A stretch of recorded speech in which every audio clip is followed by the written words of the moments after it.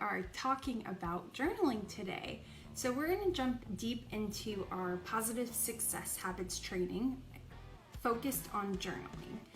And I am your success habit integrator, Cristy Limegrover. And today let's talk about how to effectively journal and get to the outcome that you want. You don't need a fancy notebook or anything like that to get started. You really just have to put in the time, put in the work, and be intentional. So today I'm going to encourage you to first download our activity sheets down below so that way you can follow along, take notes, and be the most intentional in this training as possible. So in order to implement positive success habits and specifically be consistent with journaling is you have to be intentional. You have to show up daily. Make sure you're coming in either in the morning or the evening and you're being consistent. I go in phases where I like to journal in the morning. I recap my day before. It's the way I start my morning. I'll wake up at 5 a.m., get going and make sure I'm getting my thoughts out of my head. But there's also times where I go through and I like to do it at night. The problem with doing this at night and recapping my day then is I may not make time for it. The day will slip away, I just get overwhelmed, and then all of a sudden I'm going to bed and I haven't done my journaling. So I find that I'm more consistent and intentional when I do it in the morning. But I try to be very present, spend about 5 to 15 minutes at minimum. Don't approach journaling as a chore. Make it something that you want to do. And we're going to go over some prompts here at the end, but make it something that is a way to make a release. Just whatever happens, happens. Let it flow. Whatever comes to mind, don't overthink it because journaling isn't something that you have to share with anybody. This is a private habit and it can be such a good release to take you to the next level. So journaling is a learned habit. It's something that you have to put in effort for. You have to be consistent, be intentional, and want to grow in this habit. Journaling is a release. It's a way to let go of negative thoughts. It's a way to gain a growth mindset. It's a way to grow. Journaling can help you learn new things about yourself. It can help you release things that you've been wanting to get rid of, and it can also be very therapeutic. Journaling is not a passive activity. You do have to be intentional. You have to show up and you have to be writing, right? Journaling is not always easy. Sometimes there's going to be days when you don't want to show up. And there's going to be days when you don't know what you want to write. And with the prompt that we use for positive success habits, you have to show up for yourself. And when you look back in 6 months or a year or 5 years and you see that you were intentional and you put in the work, you'll be proud of who you were then and how far you've come because of your intentions. So remember that you're showing up to journal to improve your lifestyle. When getting into journaling, you don't need anything fancy. If you're anything like me, you can just grab a notebook that you have lying around and you can start to journal. The best thing to do is to have fun with it and find something that you're inspired by. So for me, the first journal I picked up was a simple composition notebook, and I created the template you'll see in this training. And I just literally came in and I wrote and I wrote and I wrote and I created my own template. So you're absolutely welcome to do that. You can grab something fun like this little one. Even this would work. Now my one thing with something like this size, it's an 8.5 by 11, is that's a lot of page to fill up.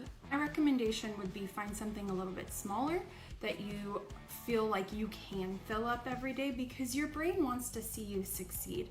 And if you have something so large, it might feel like, oh my gosh, I don't know if I can ever achieve that.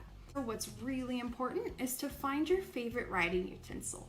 Get a nice pen, get a pencil, I've used pens and pencils for different aspects of journaling, depending on what I'm releasing. If I want it to be more permanent, I use a pen. Or if I want it to be something that I'm like, well, I'm not sure how I actually feel about that, I might use a pencil. And that gives me this control over how I journal. Be consistent. If you're going to journal in the morning, set a time that you can journal. Now, if this is a new habit, maybe that means you have to wake up earlier because you don't have the time right now budgeted into your schedule to make that happen. Now, unless you have a really good routine and you go to bed every night at the same time, it might be hard to fit that in unless you're willing to give up 15 minutes of social media or TV time or anything like that. So find the most beneficial and consistent time for you and try to stick to it, because if you can create a habit in a schedule, it's definitely much easier than just winging it. And lastly, set the mood. Maybe take 3 deep breaths before you start to journal. And when you take a deep breath, if you don't know how to breathe properly, breathe in through your nose.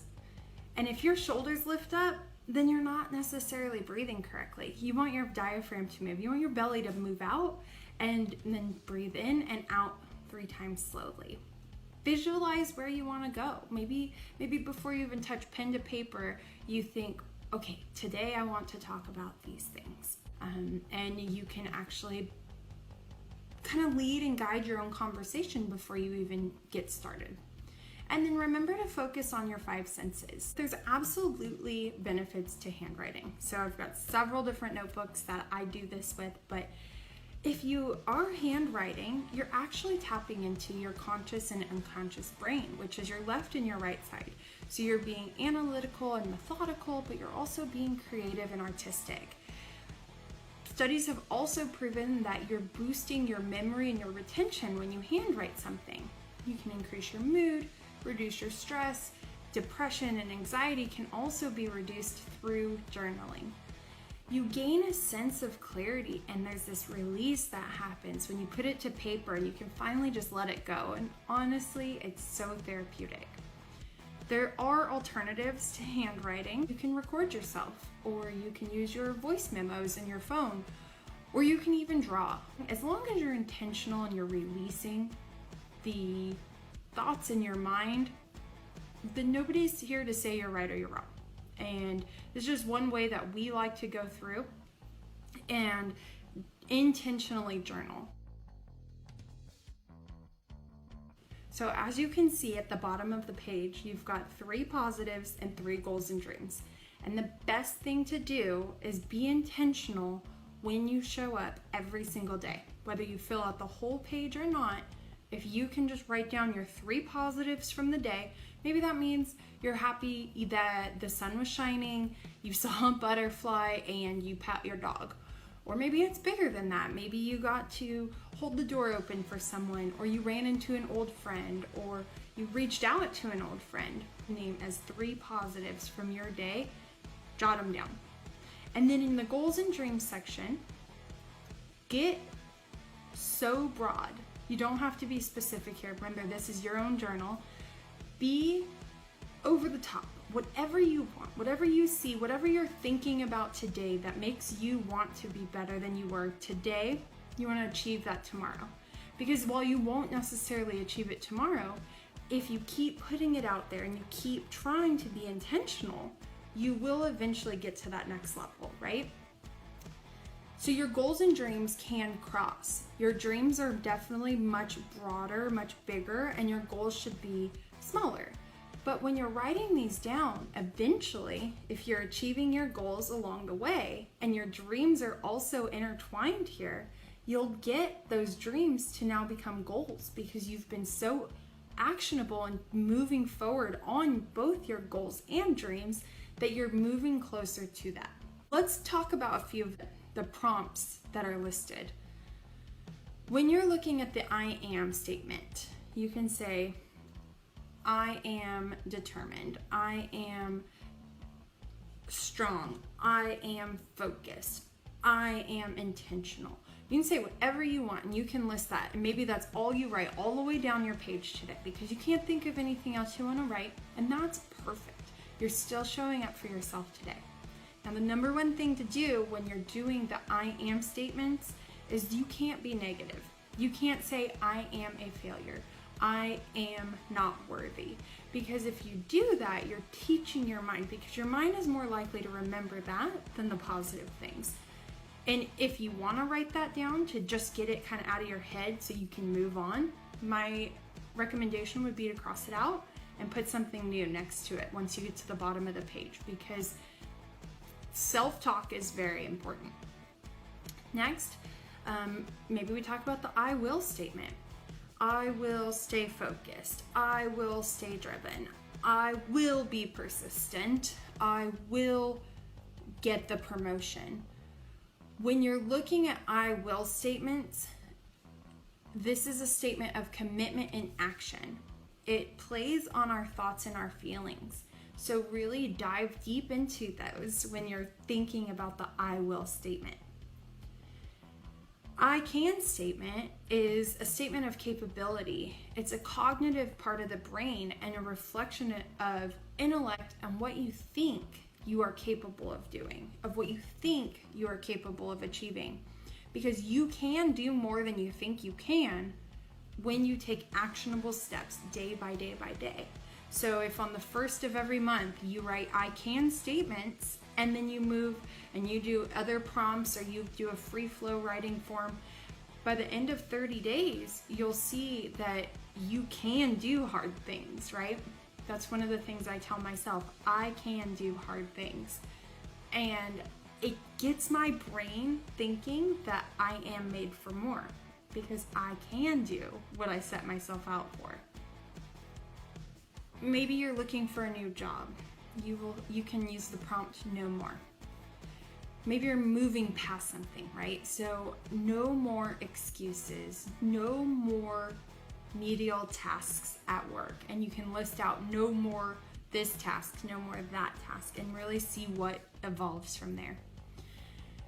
So there's several other action statement prompts in the template. So I encourage you to look at them. If you're struggling to figure out what you want to write about, you can definitely reference those prompts. But we also have some other additional prompts that are not necessarily action statements, but you can do goal setting. You can make a wish list. You can make a to-do list. You can simply draw something. You can list the things or the people that you love. No matter what prompt you use, the goal is that every single day that you show up, you are coming in and you are stating your 3 goals and dreams and your 3 to 5 positives. I look forward to seeing how you progress through this positive success habits training, and I wish you the best of luck with your journaling. Let me know how it goes, and I will talk to you soon when we talk about more positive success habit training. Bye.